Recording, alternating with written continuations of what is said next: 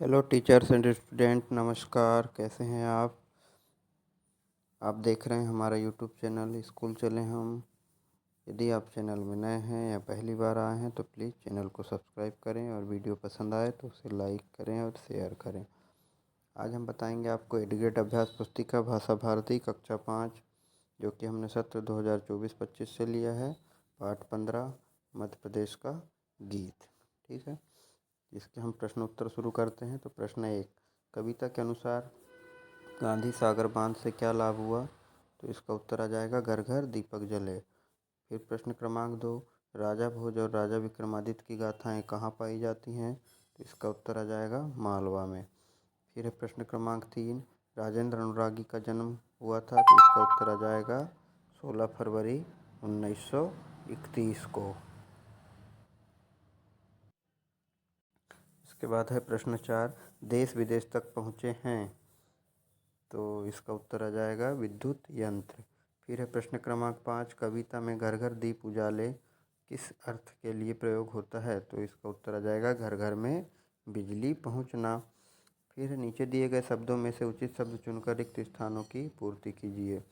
तो स्वागत, हिंदी, सांची, प्राचीन सभ्यता, पांडव, कलकल, दुत्कार, बिंदी, जल जल और कांची, इनमें से सही उत्तर लिखना है। तो प्रश्न क्रमांक 6 है, हम सबकी प्रिय हमजोली हिंदी बनी हुई है। प्रश्न क्रमांक 7 है, प्रसिद्ध बौद्ध स्तूपों के लिए सांची को जाना जाता है। प्रश्न क्रमांक 8 है, सत्कार के समान अर्थ में हम स्वागत का उपयोग कर सकते हैं। प्रश्न क्रमांक 9 है, पाठ के अनुसार नर्मदा प्राचीन सभ्यता का प्रतीक है। प्रश्न क्रमांक 10 है, नदियों के बहने की आवाज़ कलकल है। अब आते हैं हम अति लघु उत्तरी प्रश्न में। एक शब्द या एक वाक्य में उत्तर लिखिए। प्रश्न क्रमांक 11, मध्य प्रदेश का गीत कविता में किस पर्वतमाला का उल्लेख किया गया है? तो इसमें आ जाएगा विंध्याचल पर्वतमाला का उल्लेख किया गया है। फिर आ जाएगा प्रश्न क्रमांक 12, मुनि अगस्त का मध्य प्रदेश से संबंध स्पष्ट कीजिए। तो इसका उत्तर आ जाएगा मुनि अगस्त ने मध्य प्रदेश में वेदों के अमृत मंत्रों की रचना की थी। फिर आ जाएगा प्रश्न क्रमांक 13, दिए गए शब्दों के हिंदी मानक रूप लिखिए। बिरछा, बिरछा को कहते हैं वृक्ष, और पाथर, पाथर को बोलते हैं पत्थर। फिर है प्रश्न क्रमांक 14, अपने शहर या जिले के किसी एक प्रसिद्ध स्थान का नाम लिखिए। तो हमने ग्वालियर का किला लिख दिया है, ग्वालियर से अगर कोई है तो, और यदि जो जहाँ पर है वहाँ का लिख सकते हैं, है ना। फिर आते हैं हम लघु उत्तरी प्रश्न में। प्रश्न क्रमांक 15, मध्य प्रदेश के किसी एक पर्यटन स्थल की विशेषताओं के बारे में संक्षेप में बताइए जहाँ आप घूमना चाहते हैं। तो इसका उत्तर हमने लिखा है, हम पचमढ़ी घूमना चाहते हैं क्योंकि यह अपने प्राकृतिक सौंदर्य के कारण अत्यधिक प्रसिद्ध है। पचमढ़ी मध्य प्रदेश का एकमात्र पर्वतीय स्थल है, यहाँ पांडव गुफाएं भी हैं। फिर है प्रश्न 16, कविता में ग्वालियर और मालवा को मध्य प्रदेश के कौन कौन से अंगों की उपमा दी गई है? ग्वालियर और मालवा क्यों प्रसिद्ध है, संक्षेप में बताइए।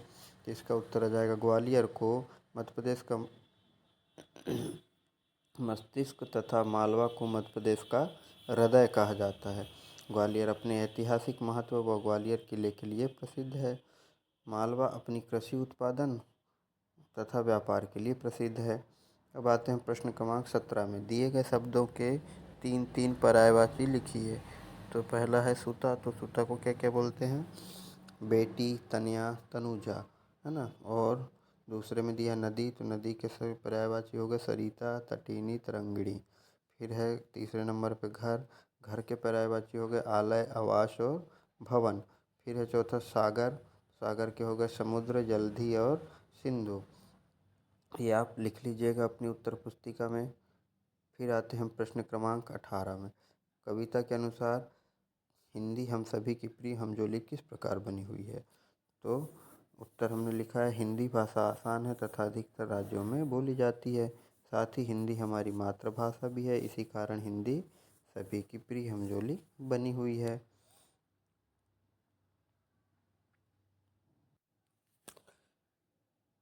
बच्चों, वीडियो देखते देखते आपके पास इस तरीके का लोगो आता होगा, सब्सक्राइब लिखा होगा, तो प्लीज़ चैनल को सब्सक्राइब ज़रूर करिए एवं बेल आइकन को भी प्रेस कर दीजिए। आपके सब्सक्राइब करने से हमें बहुत हौसला मिलता है और हिम्मत मिलती है। आप ये सब्सक्राइब लिखे हुए इसमें टच कर दीजिए ऐसे, है ना, और फिर आगे की वीडियो देखिए और अपनी एडुकेट अभ्यास पुस्तिका में लिख लीजिए। अब सब्सक्राइब करने के बाद हम आते हैं दीर्घ उत्तरी प्रश्न 19 में, है ना। मध्य प्रदेश के किन्हीं 5 पर्यटक स्थलों के बारे में संक्षेप में लिखिए और बताइए कि ये स्थल क्यों प्रसिद्ध हैं। तो इसका उत्तर हो जाएगा पहला जबलपुर, यह भेड़ाघाट में धुआंधार जलप्रपात के लिए प्रसिद्ध है ना। दूसरा हो जाएगा मैहर, यह शारदा देवी मंदिर के लिए प्रसिद्ध है। तीसरा हो जाएगा अमरकंटक, यह नर्मदा नदी के उद्गम स्थल के लिए प्रसिद्ध है। चौथा हो जाएगा ग्वालियर, यह अपने पुराने किलों के लिए प्रसिद्ध है। पांचवा हो जाएगा उज्जैन, यह महाकालेश्वर के मंदिर के लिए प्रसिद्ध है। फिर आते हैं प्रश्न क्रमांक 20 में, जो कि आखिरी प्रश्न है। मध्य प्रदेश की अपनी कई विशेषताएं हैं, उन विशेषताओं के बारे में संक्षेप में लिखिए। तो इसका उत्तर हो जाएगा हमारा मध्य प्रदेश बहुत प्यारा है। यहाँ प्रकृति के भरपूर भंडार हैं। यहाँ वर्ष भर शीतल जल प्रदान करने वाली नदियाँ हैं, मेवा रूपी फूल और छाया देने वाले वृक्ष हैं।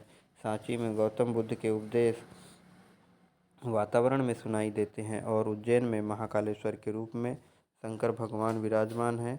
मध्य प्रदेश में खनिजों का भंडार है एवं अन्य भी बहुत बड़ी मात्रा में पैदा होता है। अतः हम कह सकते हैं हमारा मध्य प्रदेश बहुत प्यारा है। ये थे 1 से लेकर के 20 तक के उत्तर।